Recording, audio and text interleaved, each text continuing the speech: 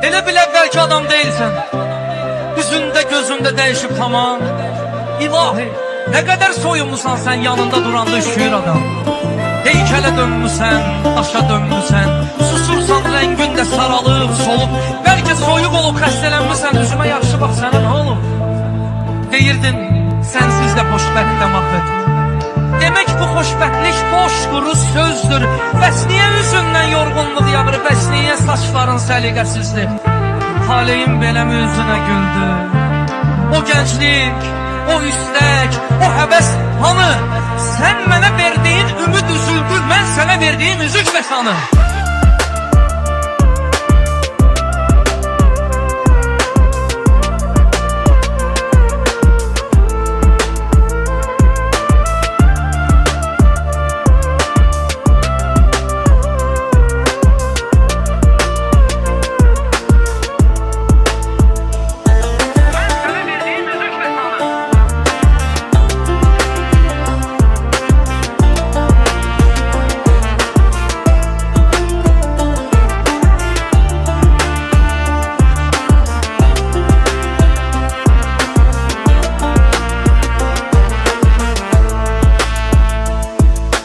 Düşündüğün bir adamın eğer elleri başka birine toxunubsa onun geri qayıtmağına ihtiyaç yok, heç onu istər.